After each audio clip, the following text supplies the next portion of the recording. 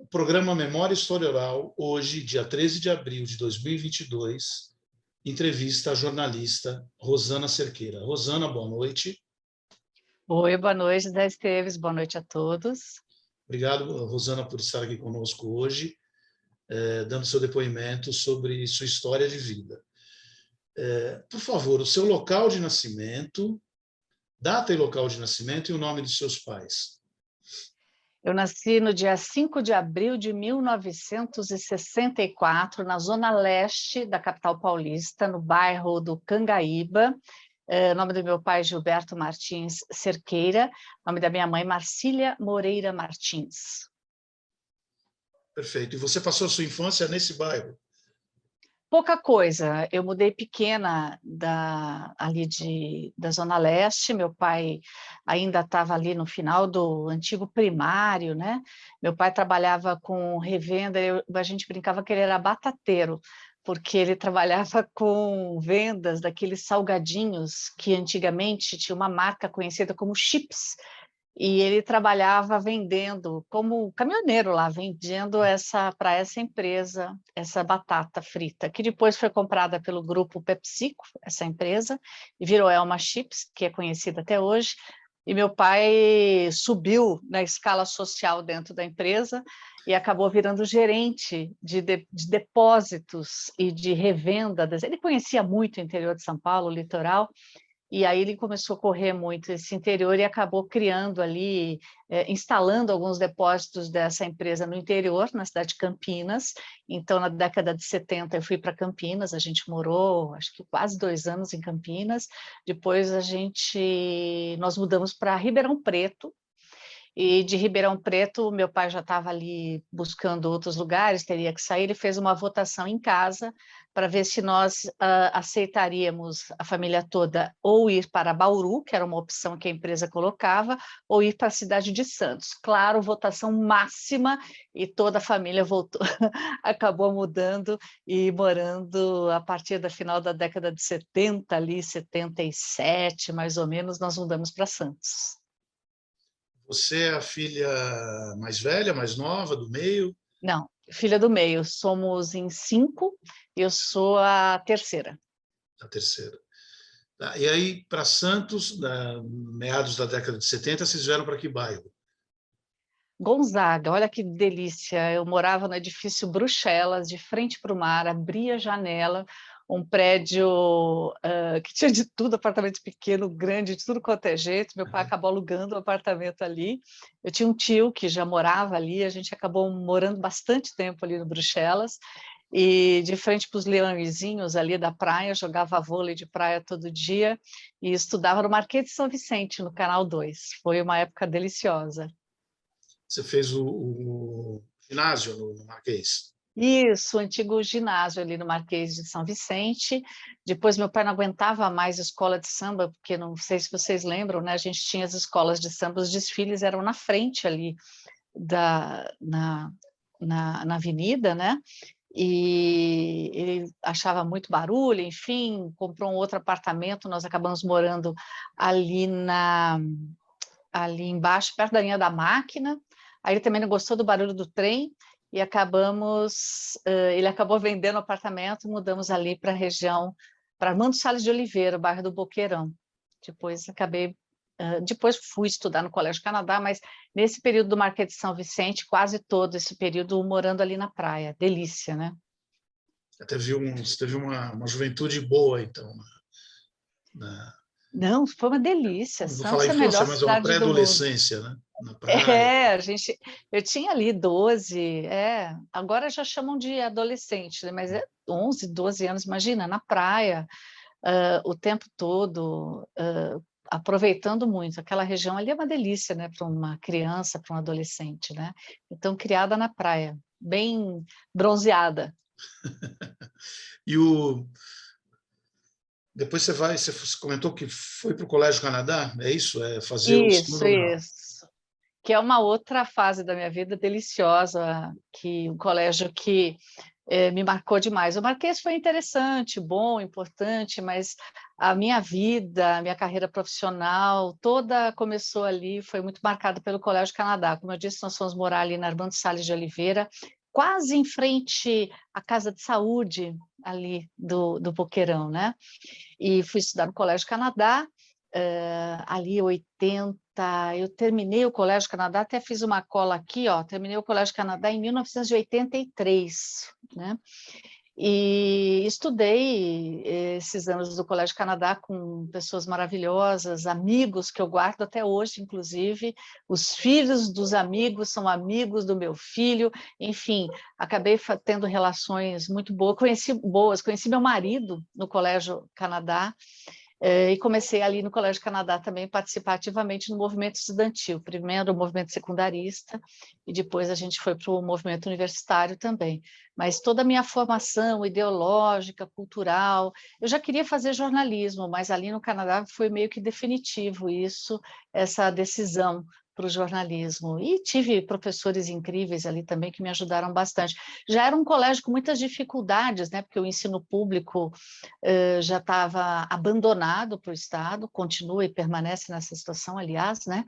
Mas ali a gente começou a viver aquele período da degradação das escolas públicas, e o Colégio Canadá, que sempre foi um colégio muito tradicional, muito bem cuidado, muito preservado, era o queridinho da cidade de Santos.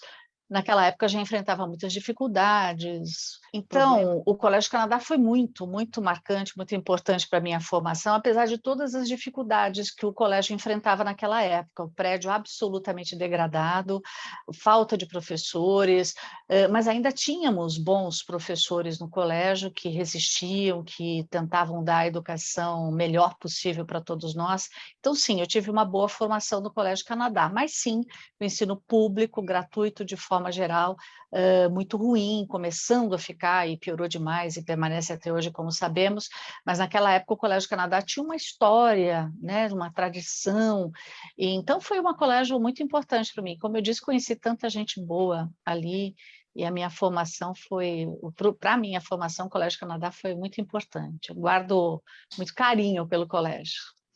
E você se formou lá em 83, na época ainda da ditadura, né? A ditadura só acaba em 85. Então, esse movimento Exatamente. estudantil teve alguns obstáculos aí no meio, né, da história. Teve. Ali a gente já tinha um pouco mais de liberdade, mas era uma liberdade meio vigiada. Depois eu fiquei sabendo que até havia registros das nossas reuniões do movimento estudantil no DOPS, tinha gente infiltrada, imagina, a gente era um bando de criança, né? Mas existia ainda a ditadura estava ali, você teve um movimento de anistia, 81, né? E aí começaram a chegar, a retornar ao Brasil, estava aquele processo de abertura. Nós tivemos as eleições de 82, ainda não eram eleições amplas, totalmente democráticas ali, mais limitadas, mas nós tivemos ali candidatos que retornaram do exílio e movimento político ali muito forte ainda, não tinha total liberação dos partidos, mas assim, PCB ainda na clandestinidade, por exemplo, Partido Comunista na clandestinidade, mas esses comunistas estavam ali alojados, vamos dizer assim, abrigados dentro do antigo MDB, que depois virou PMDB e agora virou MDB de novo, mas esse pessoal estava todo ali dentro e eu acabei tendo contato com essas pessoas nesse período ainda no ensino ali, no ensino médio, né, nesse período do Colégio Canadá, e a gente acabou participando da campanha de 82, já votei na campanha de 82, e para você ter uma ideia, essa ligação nossa com eles, nós apoiávamos e participávamos ali dos debates políticos com Marcelo Gatto, que foi um deputado federal que foi cassado pela ditadura militar, Nelson Fabiano, deputado estadual também, que foi cassado, os dois que, aliás, denunciaram a morte do Vladimir Herzog na tribuna de suas respectivas casas legislativas e que agora retornavam à política. E nós ali, jovenzinhos, crianças, né, 16, em 82 eu consegui votar, mas todos crianças, todos muito novos, né, e a gente participando de todo esse processo democrático. né? Foi muito interessante. E ali, nesse momento, você decidiu que ia se encaminhar para o jornalismo, para a comunicação. Eu já tinha muito isso, aquela coisa de criança, né, de gostar de escrever, de gostar de registrar as coisas, e no Colégio Canadá nós tínhamos um jornalzinho do centro acadêmico, né, que nós fazíamos, e eu que fazia, me achava a própria jornalista ali e tal, e era um registro jornalístico, sim, das atividades do colégio. Ganhamos a eleição, meu marido foi, na época, o namorado, né, ele era o presidente do centro acadêmico, eu bati chapa com ele para disputar a presidência, perdi, virei vice, mas, e na época, ali eu acabei me encaminhando para isso. E depois, na verdade, também, nesse contato com essas pessoas, a gente teve uma formação cultural muito grande também. Nós tínhamos debates, nós tínhamos orientações para leitura. Os velhos comunistas, a cidade de Santos sempre foi uma cidade vermelha, né? O Porto Vermelho, Partido Comunista muito forte ali, e os velhos comunistas ali com quem a gente conversava, e o pessoal ainda do MR8, que também era muito forte ali, né? Esse povo todo nos orientava nas nossas leituras, era muito interessante. Mais tarde, depois, vou até falar uma coisa interessante, que isso já aconteceu quando eu estava na faculdade, mais para frente. Foi criada uma sala, um empresário da cidade que tinha dinheiro e tal, acho que ele não vai se incomodar de eu citar o nome dele, é o Marlaino, um construtor que até hoje tem, né, negócios. Ele era uma pessoa muito ligada a esses movimentos progressistas na cidade de Santos, voltando à cidade respirar depois da ditadura militar, e ele alugou uma sala ali na região do Gonzaga, era em cima da Domus, ali, sabe? Eu não sei como chama aquela ruazinha ali da Ana Costa, que cruza ali, mas era antigo prédio da Domus, né? Cláudio Aquela Dornier. rua, Cláudio, isso, Cláudio Cláudio Donê. Dornier. E ele alugou uma sala, lá não tinha nada na sala, só cadeira e a gente, né? A gente levava até água, não tinha nada. E fazíamos altos debates sábado à tarde nessa sala, e aí era conhecido como Grupo da Domus. E eu me sentia ao máximo que eu participava do Grupo da Domus. Por quê? Eram os senhores ali, óbvio que existiam outras reuniões das quais eu não participava, mas existiam debates aos finais de semana para discutir conjuntura, discutir textos que eles distribuíam e que a gente lia durante a semana para à noite conversar, à tarde, naquele dia, enfim.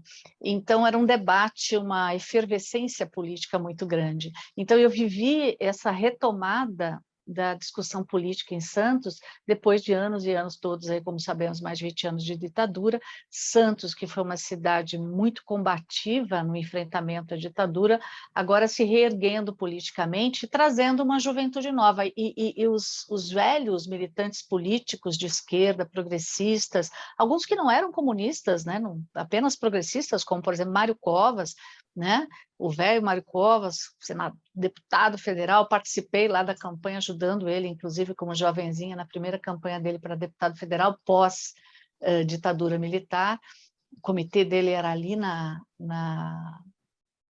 Conselheiro Nebias, perto do Colégio Canadá, então a gente vivia lá circulando pelo comitê do Mário Covas, que era muito próximo do Nelson Fabiano, e a gente era muito próximo do Nelson Fabiano, então a gente vivia circulando lá.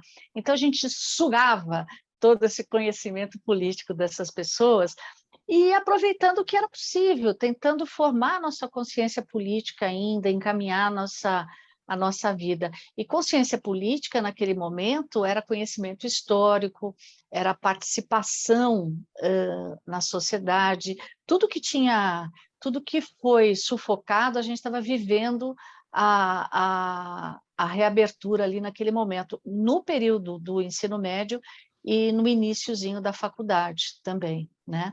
Então, eu fiquei no Colégio Canadá até ali nos anos 80, entrei na faculdade em 1984, comecei a Faculdade Católica de Santos, ali na Euclides da Cunha, nem existe mais também, era um prédio novo, inclusive, novíssimo, em 84, Faculdade de Jornalismo, e aí fiquei por Santos, com dificuldade para pagar a faculdade, mas consegui pagar, E nesse período todo eu trabalhei em Santos também, né? Você chegou a Fiz muita trabalhar antes coisa. de se formar?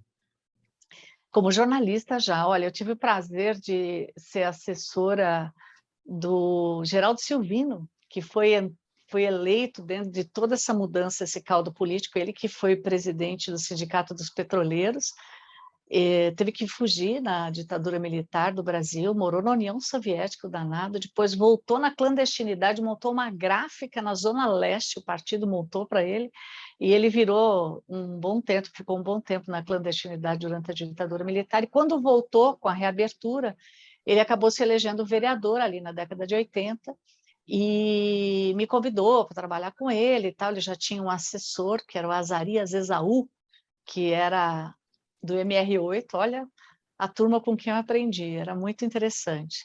E era um conflito diário ali da gente, e quando eu entrei na faculdade, eu fui trabalhar com eles. Um pouco antes eu trabalhei numa administradora, o meu pai morreu muito cedo, eu tinha 17 anos apenas, então eu tinha que trabalhar para ajudar em casa. Eu trabalhei naquela Ferja administradora de empresas, sabe, de imóveis ali que tinha na Conselheiro Neves. Trabalhei acho que 1 ano e meio, mais ou menos ali. Depois fui trabalhar numa editora que foi criada, durou essa editora acho que uns 2 anos, mas eu trabalhei acho que 1 ano lá, não, nem 1 ano, eu trabalhei 9 meses lá. Chamada A Palavra, do Raul Cristiano Sanches, era essa editora. E nosso amigo, tal, e justamente o Raul que eu conhecia desses debates políticos, né? O Raul foi assessor do Fernando Henrique Cardoso, muito tempo, Fernando Henrique deputado, depois senador, e dessas relações políticas que nós tínhamos, ele me convidou para trabalhar com ele na Palavra. Eu era ali uma meio secretária, vendia anúncio dos jornaizinhos que a Palavra fazia para os shoppings, ajudava ele lá com texto jamais, né? Porque o texto do Raul Cristiano é brilhante e o meu era sofrível. Então eu ajudava ele no que eu podia lá, fazer um serviço de secretária, mas aprendi muito com o Raul. O Raul é uma delícia de pessoa. Também tudo que acontecia lá na agência eu fazia de tudo um pouquinho, ajudava lá nas fotos das modelos, que tinha umas coisas lá e vendia anúncios, ganhei um bom dinheirinho lá com o Raul Cristiano, vendendo uns anúncios lá para ele. E aí nesse comecinho da faculdade eu já estava trabalhando com o Raul, e aí o Geraldo Silvino me chamou para trabalhar na Câmara Municipal, e aí eu estava milhão, né, no movimento estudantil, já na faculdade, e era o prefeito Oswaldo Justo, né? Oswaldo Justo, e a gente no embate contra Oswaldo Justo. Nessa época, o Geraldo Silvino se aproximou do Oswaldo Justo, só que o movimento estudantil criticava o Oswaldo Justo. Então, era uma coisa... era um embate político todos os dias. Então, eu que já era ligada na política, fui trabalhar na Câmara, com prefeitura, e aquelas discussões. Era uma época efervescente também em Santos, de discussão sobre preços de passagens dos ônibus. Então, existia um movimento para a redução do preço da passagem de ônibus, e eu naquele meio, porque como estudante, claro, eu defendia a redução do preço, mas daí o Geraldo Silvino corria atrás de mim e falava: Rosaninha, pelo amor de Deus, não me mete em confusão, o Justo vai ficar bravo comigo, porque eu estava lá no meio, né? Então, gente, era uma delícia. É uma fase muito boa também minha desse período de trabalho na Câmara Municipal. Eu fiquei lá uns 3 anos durante o período da faculdade. E no último ano de faculdade... O trabalho legislativo costuma ser bem intenso, né? Como jornalista. Isso, nossa É Senhora. um intensivo. Intensivo de jornalismo de vida, e eu escrevia muito, né? Porque eu escrevia os discursos dele, e às vezes ele chegava meio em cima da hora, e a gente meio que preparava umas coisas, eu e Azarias, com as quais ele não concordava. Tadinho, coitado, ia ler lá na tribuna, e ele começava a ler, mas a gente já tinha encaminhado todo o projeto, que se protocola os projetos, as propostas, antes de ele ler na tribuna. Mas, gente, peraí, ele falava, e assim, a coisa já tinha ido, mas ele adorava a gente, né? Então, era uma relação muito boa com ele, com todos ali, vereadores. Conheci, naquela época, muito bem a Thelma de Souza, a sala dela era de frente à nossa, né? e tive muito contato também com Adelino Rodrigues, um querido, Edmur Mesquita, delícia de pessoa, pessoa também foi muito importante ali para a gente, também na minha formação, amigo querido, aprendi muito com esse povo, né? Aprendizado e texto, né? Escrevia muito, e fazendo movimento estudantil, aí eu já era presidente do Centro Estudante de Santos, né? E você teve uma passagem por rádio também aqui em Santos, né? Tive, pequena, mas foi o que também me ajudou muito profissionalmente. Eu trabalhei na Rádio 95, eu fiz vários freelas na Rádio 95, inclusive o principal deles na eleição de 86, deputados, tal, apuração, a cobertura da eleição, apuração. Rádio 95, lá eu consegui trabalhar com uma pessoa que eu considero excepcional como jornalista, como profissional de rádio, que me ajudou muito, que me trouxe, inclusive, para a Rádio Jovem Pan, que depois é uma outra etapa da minha vida, o Cláudio Zaidan, né? E foi ali que eu conheci o Cláudio, uma pessoa maravilhosa. Nessa época também eu tinha muito contato com o Julinho Bittencourt, foi ele que me apresentou o Cláudio, e ali que eu fiz uns trabalhos, aprendi demais com ele, nossa, muita coisa. Cláudio é muito querido aqui em Santos, a Bandeirantes tem uma audiência muito grande, tem um Ainda atingimento tem, grande né? aqui, né, pelo É, a Bandeirantes, o jornalismo, né, a FM. o jornalismo FM, né? E o Cláudio é excepcional, né? Porque ele entrava falando programas de música, sabia tudo de Sabe música, tudo que tudo. você puder imaginar, e de repente ele estava falando sobre a China, Sim, da política, da história, é uma coisa impressionante. Eu falava, meu... eu conheci o Cláudio Zaidan, ele trabalhava na Rádio Cultura, fazendo madrugada. Ele tocava aqueles sons rock clássico na Isso, que ele madrugada, adora. músicas clássicas do pop, do rock. E Figuraça. assim, e foi ele que acabou me avisando que tinha uma vaga Na na Jovem Rádio Pan. Jovem Pan. Anos mais tarde, eu fui para lá, 1988, 86, na verdade. 80, porque assim, eu me formei, eu formei em 87, foi depois, 87, 88 que eu fui para a PAN. Né? Aí você ficou quanto tempo na Jovem Pan? Quase 10 anos eu fiquei Nossa, lá, quase 10 aprendizado anos. também, né? Nossa, eu trabalhei com os melhores profissionais do rádio do Brasil. Eu encho a boca para falar isso, porque foram, sim, os melhores profissionais do rádio do Brasil. Com todo respeito aos profissionais que naquela época eram da Bandeirantes e estão lá até hoje, que são maravilhosos também. Mas eu trabalhei com pessoas incríveis, que dominam o microfone como ninguém. Joseval Peixoto, né? Sim. Milton Neves, que é meu amigo, troca figurinha comigo até hoje, com todas as maluquices dele. Ele é uma pessoa incrível, que ajudou muita gente nessa vida, né, profissional do rádio. Eu estive recentemente, inclusive, fazendo uma visita lá na Jovem Pan. A Jovem Pan hoje é completamente diferente daquela que eu vivenciei. Sempre foi uma rádio conservadora, mas hoje tem uma postura ainda mais à direita, né? Mas estratégia comercial também, né, deles, mas eles sempre foram uma rádio, sempre foi uma rádio bastante conservadora, mas tinha um gênio naquela época com quem eu trabalhei, chamava-se Fernando Vieira de Mello, Sim. que criou depois a Rádio Trianon, junto com o Digênio, dono do Grupo Objetivo, e eu tive o prazer imenso de trabalhar com esse homem, com quem eu aprendi demais, para que as pessoas tenham uma ideia de quem é o Fernando Vieira de Mello. O Fernando Vieira de Mello, o Fernandão, que a gente chamava, tudo que você pode imaginar de rádio hoje, no Brasil, de rádio jornalismo, foi ele que criou. Foi ele que criou o Boletim do Tempo, foi ele que criou essa história de você, da boletim de trânsito, de estrada, o linguajar, a forma como a gente entra e se expressa em rádio, foi tudo ele. É impressionante o que esse homem fez. Ele fez a cobertura como repórter do julgamento do Doca Street.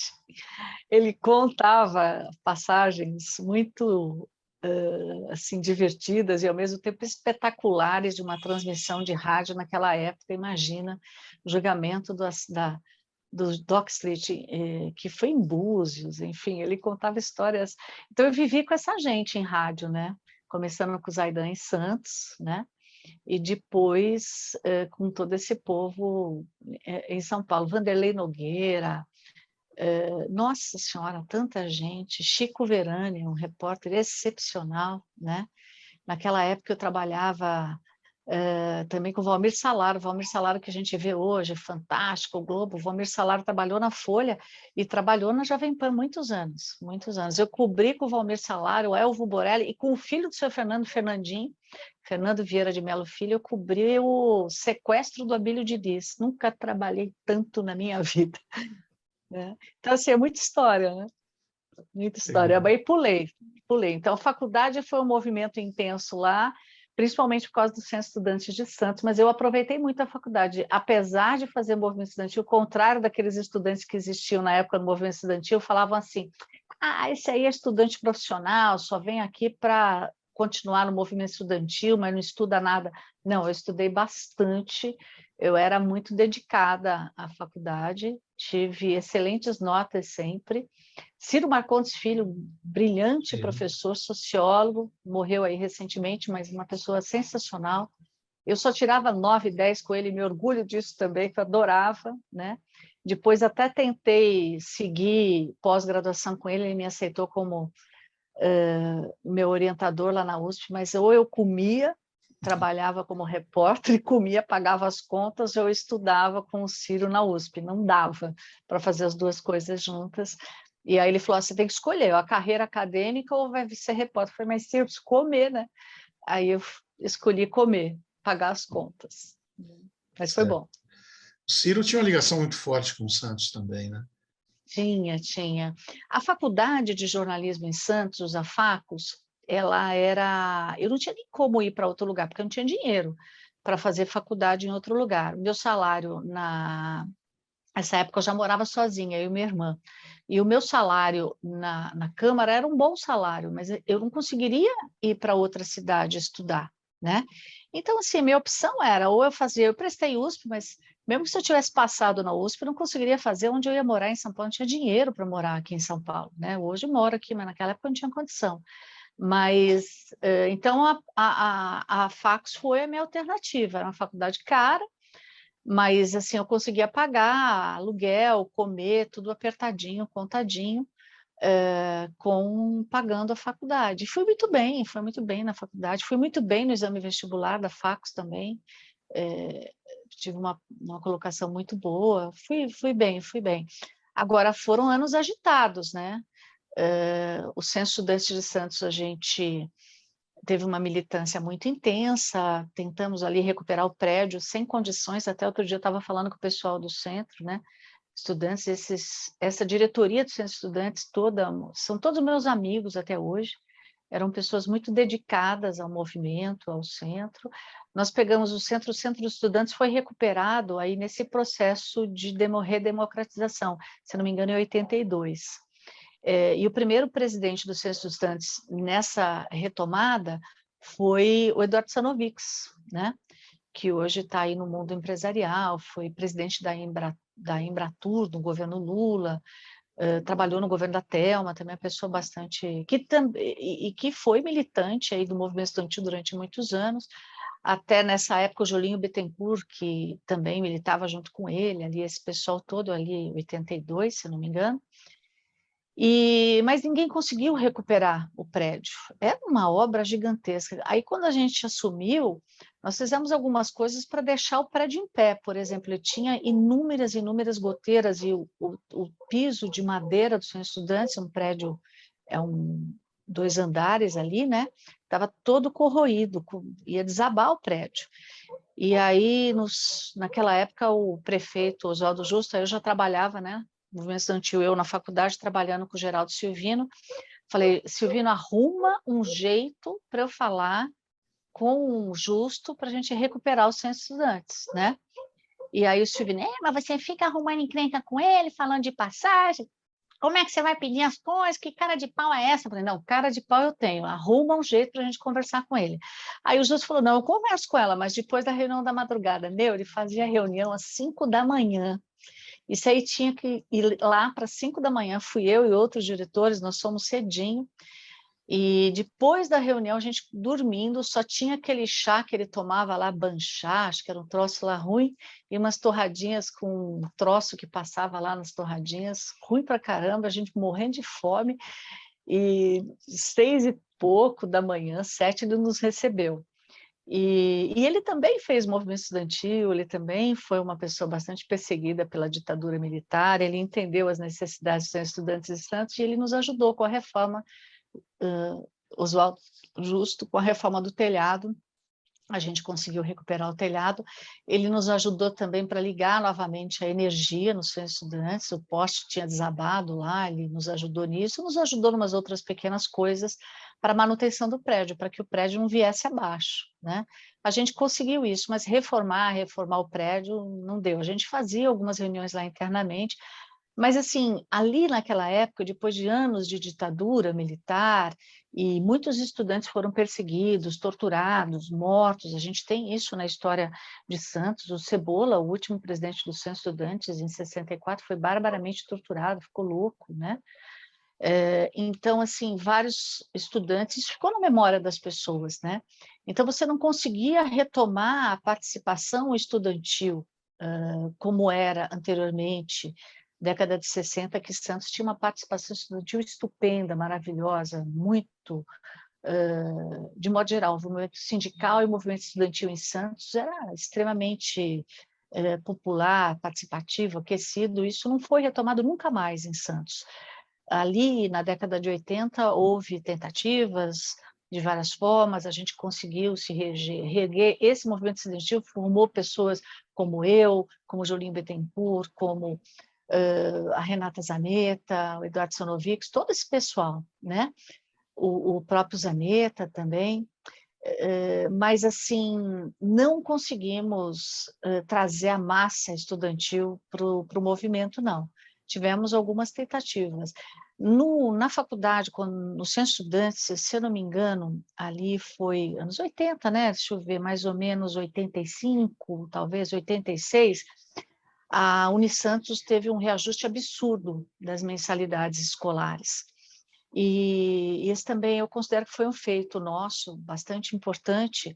Eu era presidente do centro, tive o apoio ali também da Cristiane Niglio, que foi a presidente anterior, que eu sucedi, e ela fazia faculdade de jornalismo também. E nós fizemos um movimento muito forte, com o pessoal da Direito, também da Faculdade de Direito, e o pessoal da Arquitetura, o Oli Hatten, que era da Arquitetura, o Luiz Salles do Nascimento, da Direito, a Angerame também, André Angerame, da Faculdade de Direito, que, aliás, depois casou com Marcelo Gata, danada, pegou o melhor partido no movimento político da região na época. Eles casaram, tiveram filhos, enfim. André Angerame foi fundamental nessa fase nossa também, diretora do Centro Estudantes, e nós propusemos, olha que ousadia, um boicote às mensalidades da Unisantos nesse ano, porque ninguém tinha condição de pagar aquele aumento, não lembro o percentual, mas era astronômico o percentual, e aí conseguimos fazer um boicote, mas foi um negócio super organizado, a gente depositava em juízo isso, e tivemos toda a argumentação jurídica feita no Poder Judiciário e tal, e foi acatado esse depósito em juízo das nossas mensalidades diante da exorbitância, foi questionada a exorbitância do aumento, que era incompatível com a capacidade, questionando também a inflação, que era absurda na época, mas superava muito a inflação. E quem nos apoiou nisso e quem fez todo esse questionamento jurídico foi a advogada Sônia Morosetti, maravilhosa Sônia Morosetti, que eu amo de paixão, advogada que nos defendeu e que nos propiciou esse encaminhamento jurídico. Tanto que a Unisantos vai negar, mas eles pediram arrego, vieram com o pinico na mão, várias negociações que nós tivemos. Eu não vou lembrar o diretor da Faculdade de Direito, não vou lembrar o nome dele, que era um democrata, negociador, veio conversar com a gente. Um que não era democrata e negociador veio conversar com a gente de uma forma mais agressiva também, que foi o Vicente Cassione, nos dando um aperto numa reunião. Juro por Deus que eu fiquei com medo naquela reunião, gente. Afinal, nós éramos jovenzinhos, ele era um advogado especializado ali em direito criminal, né? E acostumado com júris, enfim, né? E nós negociamos, ele veio batendo e o outro soprando, sabe? Mas venceu, nós firmamos o pé, porque nós tínhamos ali, estávamos ali embasados juridicamente, e aí a André Angerami foi muito importante, ela era muito brava, sabe? Mais do que eu não estava preparada para aquele embate com o Cassione, e ela conhecia o Cassione, porque ela tinha aula com o Cassione na faculdade, e ali, depois de certo tempo, a gente teve que recuar, mas a faculdade também recuou. E negociamos uma redução. Teve um aumento, mas um aumento bem, assim, pequeno, muito inferior do que foi. Negociamos, conversamos com os estudantes, levamos para a Assembleia, porque muitos não estavam mais sustentando o boicote. Eu não vou lembrar quantos meses, mas foram meses, muitos meses, tanto que a faculdade veio negociar, né? Então, foi importante, foi uma fase legal essa também. Tem registros na tribuna sobre esse boicote, foi uma base, foi uma época boa, mas, gente, que difícil, que difícil. Muito jovem, né, para participar disso tudo. Rosana, e a sua experiência de televisão? Como é que foi? Então, eu fiquei na Jovem Pan até 1996, 97, né? E eu, na televisão, o pessoal, na rádio, né, Rádio Jovem Pan, muitas pessoas da Rádio Jovem Pan foram para a televisão. É meio histórico isso. Ernesto Palha, por exemplo, trabalhou na Rádio Jovem Pan. Aqui a gente, São Paulo, rádio, TV, sempre se misturou muito.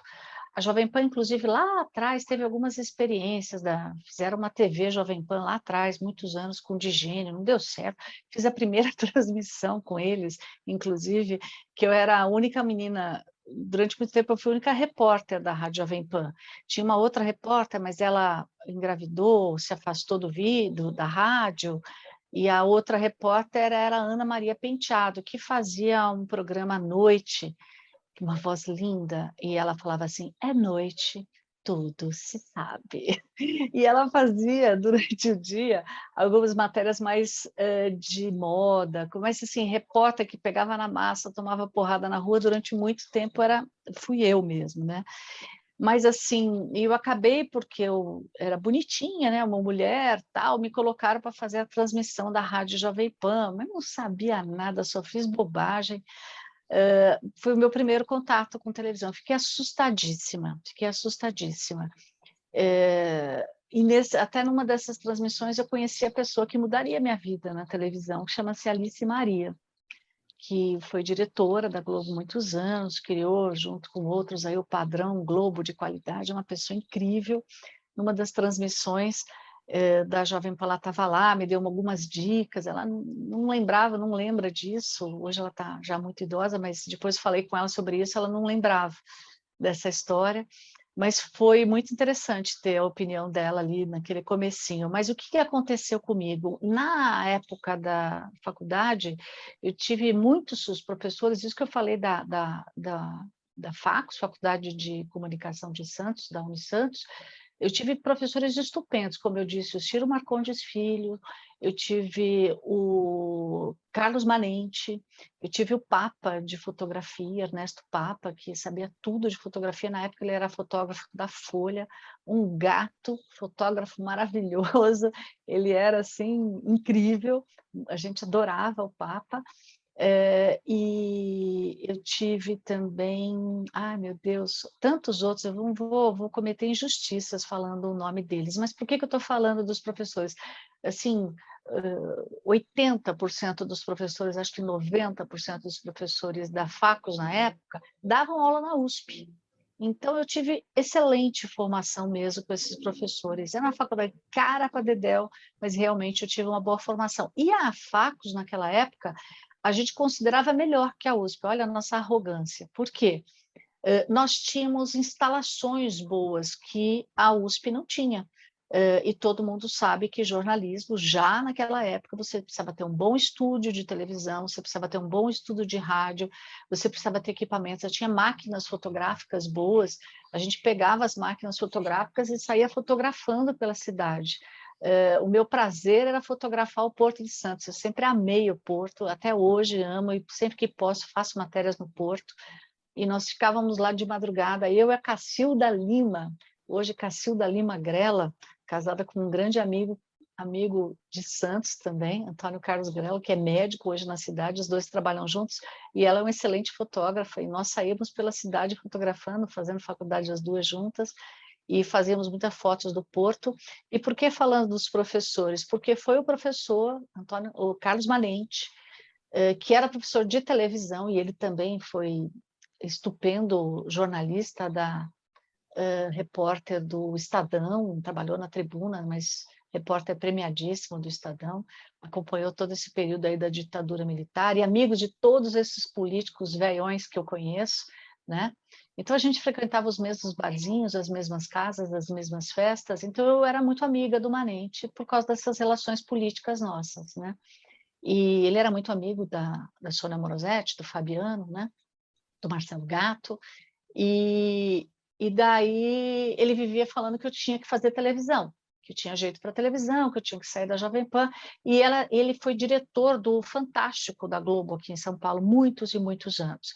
E ele falava para eu ir lá no Fantástico, mas daí eu ia lá, circulava pela Globo, falava, era ali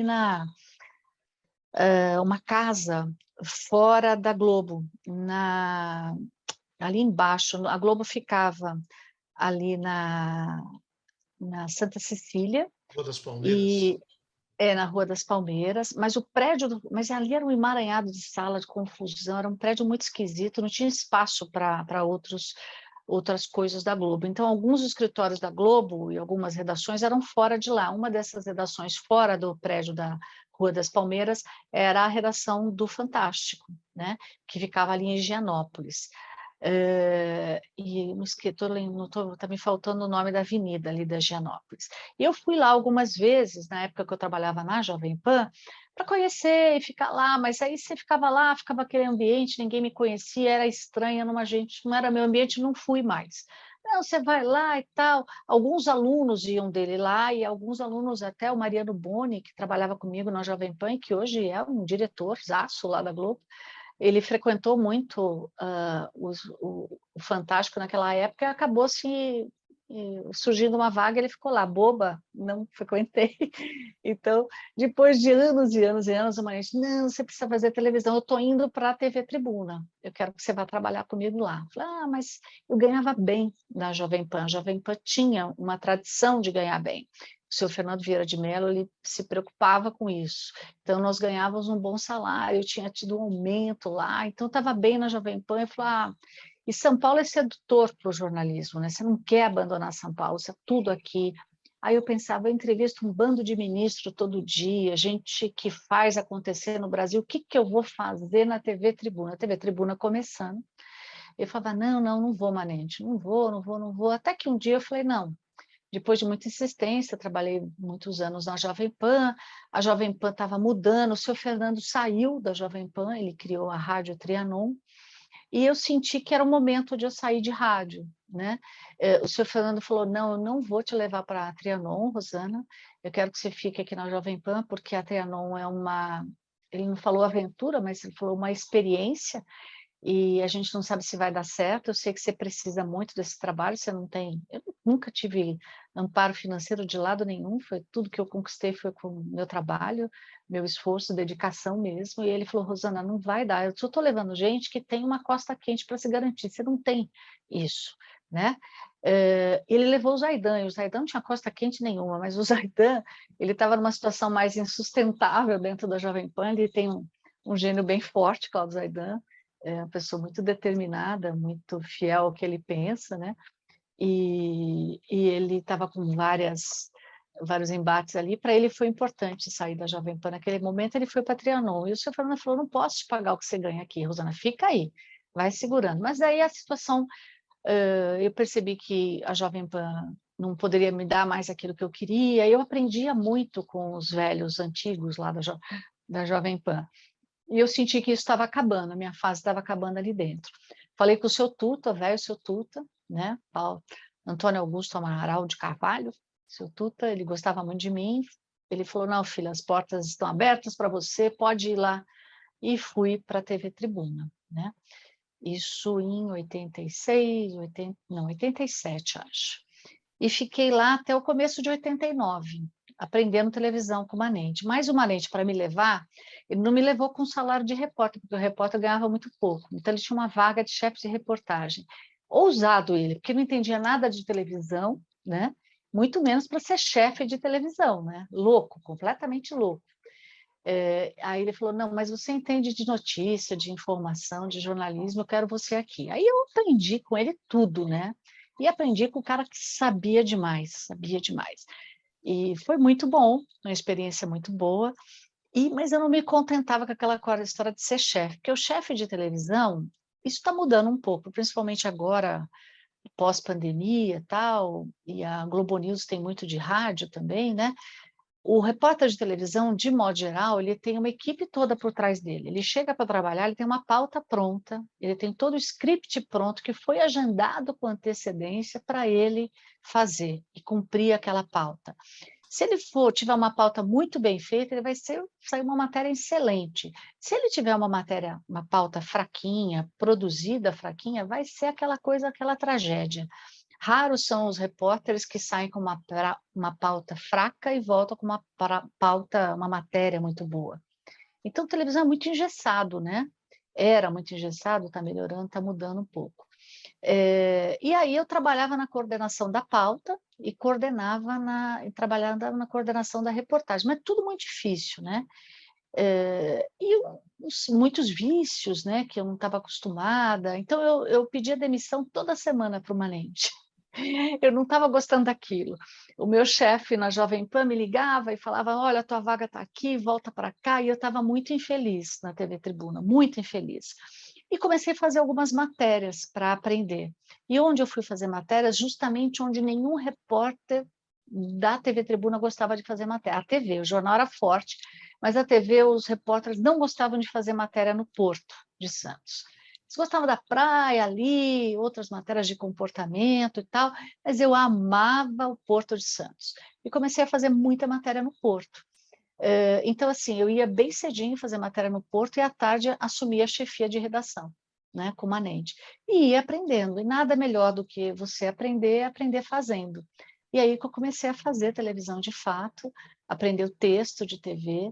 O texto de TV é maravilhoso, porque casar a imagem com a informação, de uma forma curta, e às vezes nem tem informação, né? Uma imagem fala por si, então a imagem é uma coisa maravilhosa. O Porto de Santos é uma fonte inesgotável de matérias, e eu comecei a emplacar várias matérias, né, sobre o Porto de Santos no Bom Dia Brasil. O Renato Machado e, na época, a Leilane Neubert apresentavam, e o Renato era o editor-chefe, e ele vivia me pedindo matérias, e eu mandava, adorava. E comecei a me destacar na reportagem, né? E uma reportagem que eu fiz foi capa do jornal A Tribuna, e o jornal A Tribuna gostava das minhas matérias também, publicava as minhas matérias. Então, eu entrava na TV Tribuna, entrava no Bom Dia Brasil e entrava também no jornal A Tribuna. E na minha passagem pela Jovem Pan, eu tinha tido muito contato com uma consultoria especializada em privatizações, que na época era a Trevisan, do Antoninho Marmo Trevisan. E eu conhecia muitos economistas, a Jovem Pan era muito forte em economia, foi na Jovem Pan, inclusive, que eu comecei a gostar de economia, aprender bastante. Até hoje continuo não sabendo nada, porque a gente nunca sabe nada nesse mundo. Televisão, jornalismo, a gente está aprendendo todo dia, né? Mas assim, comecei a me interessar, a aprender o que é um swap cambial reverso, lá na Jovem Pan. E daí, conheci esse pessoal, né? E aí começou uma discussão de privatizar a Codesp. Aliás, essa discussão vira e mexe aparece de novo. E aí eu falei com os feras lá, entendidos em privatização, que existia essa possibilidade, essa ideia de privatizar a Codesp, governo Fernando Henrique, governo Sarney, talvez ainda, né? Acho que governo Sarney ainda. E não, vamos vender tudo, vender o porto, privatizar a Codesp, não sei o quê. Aí peguei todos os documentos necessários sobre a Codesp, documentos públicos, e esses economistas ficaram mais de um mês analisando esse material para mim e vieram com o veredito final. Quanto vale a Codesp para privatizar? Eles falaram nada, zero. o passivo da Codesp, e explicavam de forma absolutamente fundamentada, com todos os documentos, o passivo da Codesp é zero. O passivo da Codesp é absurdo, gigante, a dívidas trabalhistas imensas, enfim, uma série de perrengues que existia na época ali da Codesp, que ela não teria nenhum interesse para ninguém comprar a Codesp. Enfim, eu acabei com a privatização da Codesp.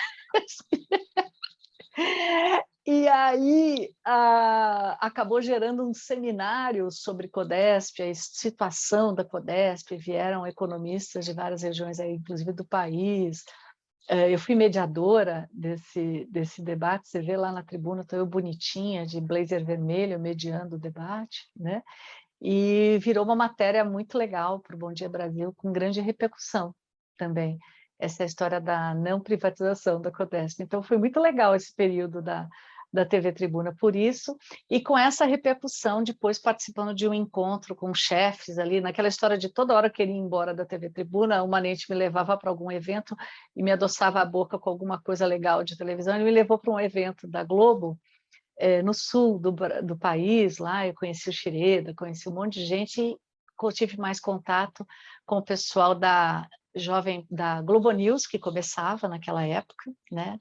A Globo News estava começando, e aí eu tive um convite para fazer um intercâmbio de 15 dias na Globo News, começando isso em 1998, para fazer o intercâmbio de 15 dias na Globo News do Rio de Janeiro. Tudo pago, tal, 15 dias, a TV Tribuna participava, que para a TV Tribuna era legal ter os profissionais dela fazendo esse intercâmbio. Eu fui ficar 15 dias no Rio, trabalhando lá, fiquei 40 dias, quase não voltava. E já era véspera de Natal e a Alice Maria querendo me segurar lá, e teve lá alguns fatos que ocorreram, que acabaram me levando à Globo News, né?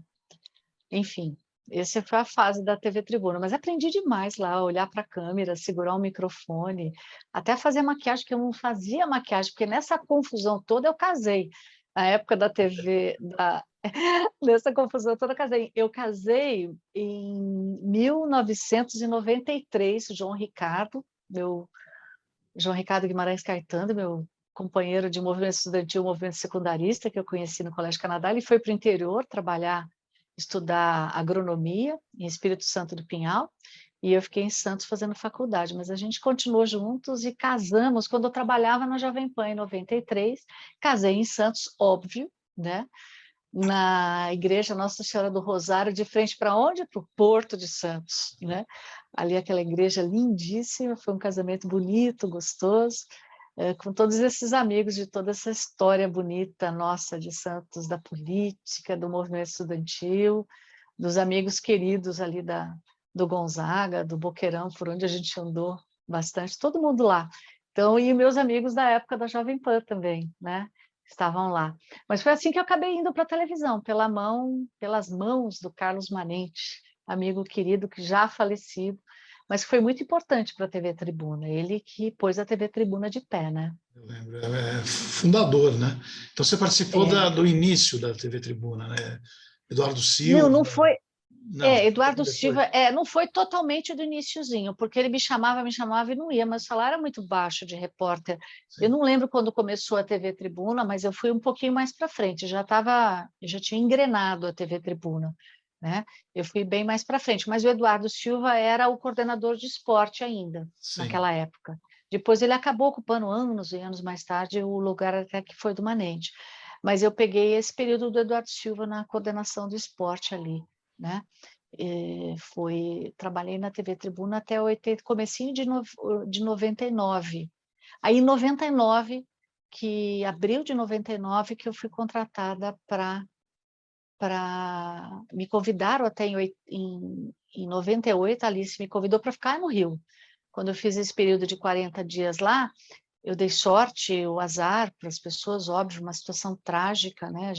Jornalismo, a gente vive de coisas boas, mas de coberturas trágicas, e eu acabei me destacando uma cobertura de uma tragédia lá, teve um desabamento, foi no final, um calor absurdo, infernal, o Rio de Janeiro é muito difícil de trabalhar, o calor consegue ser pior que Santos, e eu trabalhando numa cobertura na região central do Rio de Janeiro, teve um desabamento de daquelas moradias populares ali perto do Porto, que são, na verdade, cortiços, né? São casas antigas e vários cortiços, as pessoas vão construindo em cima daquilo, enfim, aquilo ruiu, alguns mortos, e o repórter que estava cobrindo pela Globo, eu cobrindo pela Globo News, e o repórter que estava cobrindo pela Globo passou mal, calor muito forte, ele saiu lá passando mal. Eu acabei fazendo a cobertura para a Globo, para a Globo News, falava no jornal local deles, no jornal Hoje, enfim, acabei me destacando com a minha experiência de rádio, né? Então, o rádio foi fundamental na minha vida, ter encontrado o Cláudio Zaidan foi fundamental na minha vida, o seu Fernando Vieira de Mello, foi fundamental todo esse aprendizado com eles e com todas essas feras aí do rádio, porque você me propiciou sustentar uma transmissão em televisão, coisa que as pessoas não estavam acostumadas a fazer, né? Televisão, a gente conhecia aquele repórter que ficava muito preso na pauta, que não fazia ao vivo, como a gente faz hoje em televisão. Eu conheço repórteres de televisão que até hoje está no contrato, antigos aí no contrato, cara, não faço vivo, não. Eu não faço vivo. Por quê? A pessoa não está acostumada com aquilo. Agora, quem veio de rádio, você vê a quantidade aqui, como eu falo. Mas eu aprendi a falar rádio, em rádio, me expressar, narrar, sustentar uma transmissão, descrever o que você está vendo. Isso é fundamental no rádio, porque a pessoa não tem a imagem. Hoje as rádios estão trabalhando com muita imagem, mas quando você chega num local para uma grande transmissão, e disse que trabalhei ali, foi um aprendizado infinito também, na transmissão do sequestro do Abílio Diniz, você narrar tudo o que estava acontecendo ali no rádio, gente, é uma experiência maravilhosa, e com aquelas pessoas tão experientes, e você aprender o que é fundamental para a pessoa que está em casa prestar atenção naquela sua transmissão. E eu acabei transmitindo isso para a televisão, essa experiência da Globo News, e as pessoas sempre me falam, poxa, mas você não quis trabalhar na Globo, né? Sim, eu faço algumas coisas para a Globo, dependendo da situação que eu estou ali no dia, mas a minha cara é a Globo News. A Globo News é a minha cara, a minha casa, é meu amor aí. Óbvio, a gente vende a nossa força de trabalho, somos todos trabalhadores e eles são os meus patrões, mas é impossível não ter um carinho muito grande pela Globo News, como, aliás, tenho pela Jovem Pan, pela TV Tribuna, mas muito grande pela Globo News, porque são 23 anos já lá dentro. Nós estamos em dia 19 agora de abril de 2022, eu faço 23 anos. Eu faço parte da história do canal, não sei até quando ficarei lá, mas aprendi muito, devo muito da minha vida, meu crescimento profissional a essa oportunidade que eu tive, e fiz grandes transmissões, ganhei prêmios, e a Globo News é a minha cara mesmo, é a minha cara. Nessa coisa meio radiofônica, usando a imagem, mas você tendo um espaço muito maior do que você tem na rede, que a gente chama, que é a Globo. Então, a Globo para o jornal para transmitir a novela. Nós não. Aquela, não parem as máquinas, tal, parem as máquinas, que eu tenho uma notícia nova aqui. A Globo News e a Jovem Pan, eu pude falar isso, ó, para a transmissão que eu quero entrar no ar, aqui está quente, tem informação. Você para a transmissão. Tá? Um programa no ar, você para a transmissão. Transmitir o sequestro do Silvio Santos, tem um livro aí com a história da Globo News contando esse sequestro. Alice Maria ficava impressionada, porque eu não saía do ar, né? E naquela época a gente não tinha o que a gente tem hoje, que é um sistema LiveU, que a gente chama, que é um sistema de transmissão via internet. Você tinha aquele carro de link gigantesco, e o carro de link gigantesco estava com a Globo, não podia, por uma questão técnica ali, não conseguíamos fazer duas transmissões paralelas ao mesmo tempo, né? O nosso carro de link da Globo News não conseguiu chegar no local, então eu cheguei primeiro no local, então eu fiquei horas e horas e horas fazendo a transmissão do que acontecia, toda a negociação, Silvio Santos e tal, por telefone celular. Então, ficava um motoqueiro indo e voltando com aparelhos de celulares ali, para eu continuar falando, e eles usavam as imagens do carro de link da Globo para eu falar, né, narrar o que estava acontecendo, e eu narrando o que estava acontecendo ali, e aquele impasse, o Silvio Santos negociando a sua próprio, seu próprio sequestro, fazendo a negociação ali do meio de campo, uma coisa incrível, né? E a gente trabalhava assim no começo da Globo News, né? Com bastante dificuldade, mas sempre entrando muito ao vivo. O nosso caminhão de link ia na frente, sempre, e da gente, a gente muitas e muitas vezes, eu ia dentro do caminhão de link com o meu cinegrafista, e nós fazíamos as transmissões assim, né?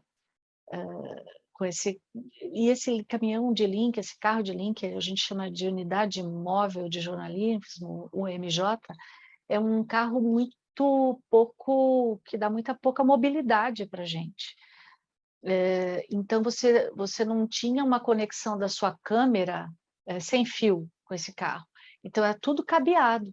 Então, vocês vão lembrar do sequestro daquela menina em Santo André, que foi sequestrada pelo namorado e ficou horas e horas e horas, na verdade, dias, refém do namorado, ela e a amiga, dentro do caso Eloá. E nós fizemos tudo aquilo com carro de link, impressionante. Então subiam aqueles cabos e eles eram ligados, conectados, várias conexões até chegar num morrinho que a gente conseguia. Ali era uma imensa área do lado, eram prédios populares, mas tinha uma favela do outro lado, e a gente subia ali e conseguia ter o retorno de áudio, né? Retorno de vídeo nem pensar, retorno de áudio, e narrar o que estava acontecendo lá. Até tiro a gente tomou, que o sequestrador maluco lá, uma hora mirou na direção dos jornalistas, né? Foram dias e dias assim, e com esses carros gigantes. Aí terminou o sequestro ali da moça, né? Nós estávamos numa área de favela onde o tráfico dominava.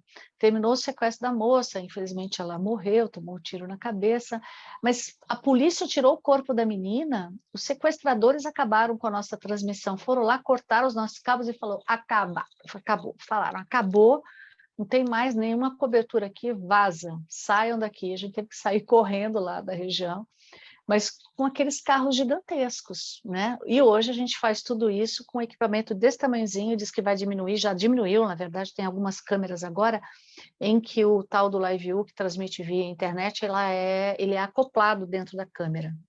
Nós já temos na Globo essas câmeras, chamamos aí de câmera acoplada, e já estamos trabalhando com essas câmeras. Então, olha a tecnologia, eu comecei em rádio, trabalhando com telex. Quando veio o fax, era uma coisa avançadíssima, celular, então, né? E depois, agora, a gente está trabalhando com sinal de internet ao vivo, nessas câmeras acopladas dessa forma, né? Cobrir pela televisão também Copa do Mundo de 2014 aqui no Brasil, né?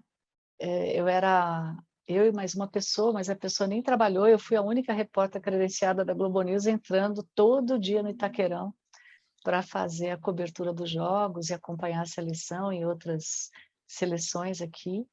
Foi um trabalho grande também, anos de experiência ali também que eu ganhei. Nossa, muito, muito interessante. E muitas coberturas, né?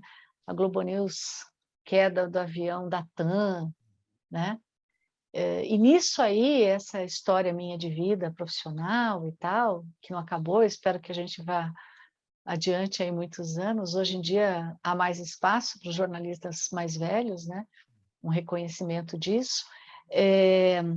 E sempre com uma ligação muito forte com Santos. Por quê? Meus amigos em Santos, as minhas irmãs em Santos, minha família, e sempre que eu posso eu estou na cidade, né? Eu vendi meu apartamento em Santos quando eu engravidei do meu filho, eu tive meu filho com o Ricardo em 2004, trabalhando na Globo News. Como é que é o nome do seu filho?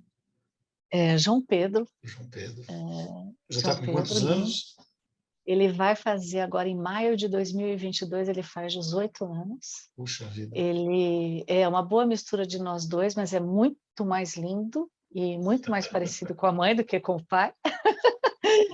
E também muito apegado a Santos, né? Engraçado, a gente não perde. Eu não sou uma pessoa que nasci em Santos, meu marido também não nasceu em Santos, meu marido é de Santo André, nasceu em Santo André, também foi pequeno para Santos, e nós dois acabamos nos encontrando em Santos. Então, é uma história de amor com a cidade de Sim. Santos muito grande.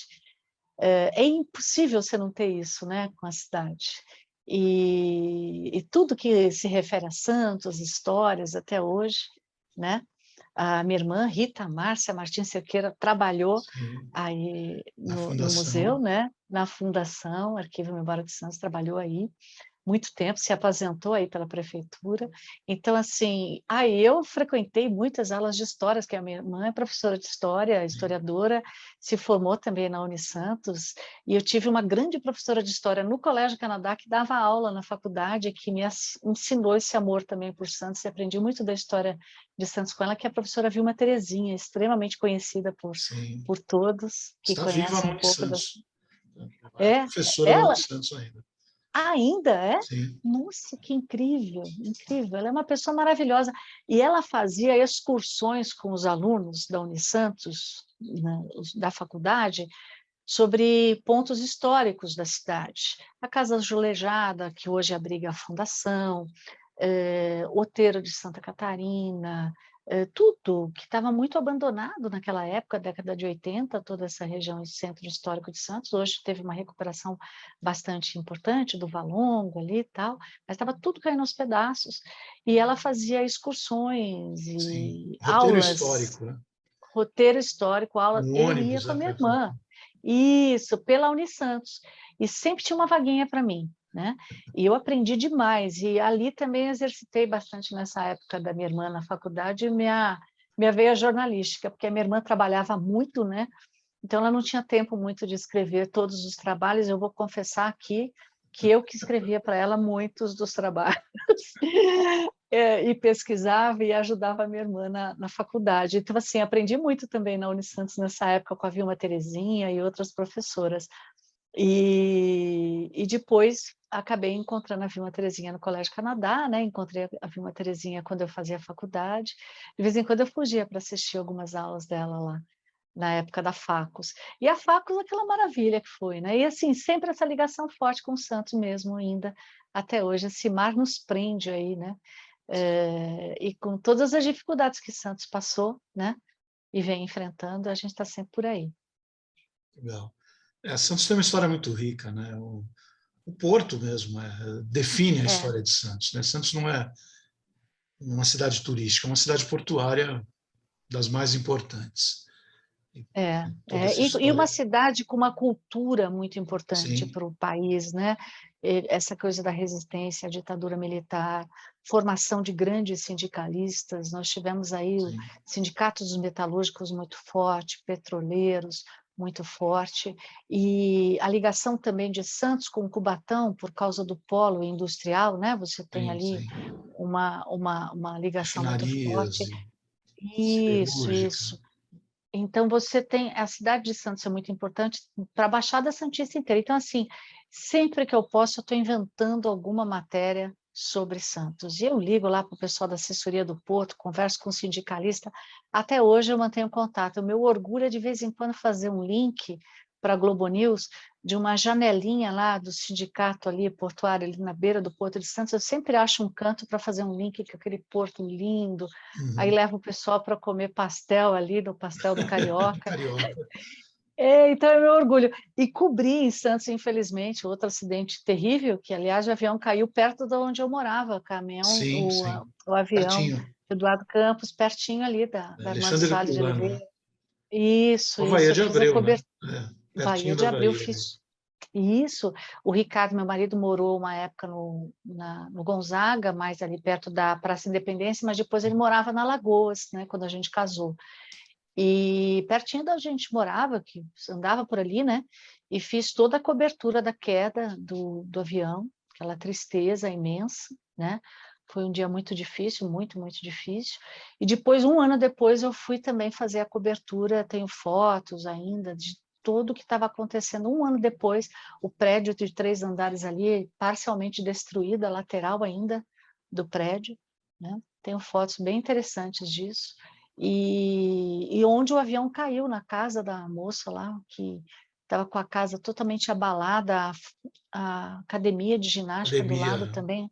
Isso, com a estrutura toda abalada, e aí aquela pendência jurídica de quem ia pagar a conta, e que estava tudo na justiça, né, não sei nem se isso se resolveu no final das contas, mas assim, foi uma outra cobertura que eu acabei fazendo muito forte em Santos de tudo que aconteceu ali, e sempre acompanhando bastante o porto e a economia de Santos. Fiz matéria de dengue também na Baixada, já como repórter da Globo News, né, e histórias bem interessantes, da minha profissão ainda fora de Santos, mas sempre me envolvendo com a cidade. Impressionante, né? Interessante isso, né? Legal. Legal, Rosana. Você quer falar alguma coisa que você tem esquecido, que acha importante? Não, acho que falar disso mesmo, né? Eu queria terminar falando do meu amor pela cidade só, né? O meu amor pela cidade de Santos tem uma frase que dizem que Santos é a terra da caridade, da liberdade, sim, Está no mas brasão para mim, tá no da brasão da cidade, cidade. está no brasão da cidade, terra da caridade, da liberdade. A gente tinha um repórter na Jovem Pan que sempre lembrava essa frase, terra da caridade e da liberdade. Para mim foi, sim, uma terra de liberdade. Reale Eu vivi Júnior. uma Era o Reale Reale? Júnior, não era o Reale, Que era- eu vou lembrar, o Reale era, o Reale falava isso também, mas ele se referia a Paris, né? É Chique, claro, né? claro, claro. Mas O Reale ficava em Paris. Tinha um isso, setorista aqui de Santos. tinha. Meu Deus, eu vou lembrar, falhou a memória. Aham. Mas, assim, terra da caridade, da liberdade, Santos, mas para mim, terra da liberdade. Eu fui uma pessoa muito livre, livre para pensar, para me divertir, para conhecer pessoas. Então, cidade de Santos, para mim, é um amor muito grande. Eu quero me aposentar, ficar velhinha e voltar a morar em Santos. A tentativa de trabalhar na TV Tribuna era essa, não queria voltar para São Paulo. Eu queria trabalhar na TV Tribuna, no Jornal Tribuna e ficar por Santos, era essa a minha intenção. Mas acabei recebendo esse chamado para trabalhar em São Paulo novamente, estou aqui até hoje. Queria me levar para o Rio, eu falei, não, Rio já é demais, eu tenho que ficar no estado de São Paulo ou Santos. E aí fiquei em São Paulo. E amo São Paulo também, eu tenho um amor muito grande pela cidade, com todos os seus defeitos, mas assim, adoro demais Santos, né? E eu, no futuro, quero, velhinha, me dedicar às duas cidades, separar meu coração em dois, viver um pouco em Santos, viver um pouco em São Paulo, para sempre nessa toada dessas duas cidades, né? Porque fui muito feliz e forjei meu caráter, minha formação cultural, né? E os amigos que eu guardo até hoje com muito carinho de Santos. Amor por essa cidade. Legal, Rosana. A Fundação Arquivo e Memória de Santos e o programa Memória e História Oral agradecem o seu depoimento. Muito obrigado. Eu que, eu que agradeço, eu que agradeço. Lembrei de tanta coisa, é tão importante a gente registrar a história, registrar essa memória toda, e sou uma pessoa muito feliz, porque eu sei, fiz parte da história de Santos, faço parte da história de Santos de alguma forma, ao lado de tanta gente importante, de tanta gente maravilhosa. É um orgulho para mim isso, claro. Eu que agradeço.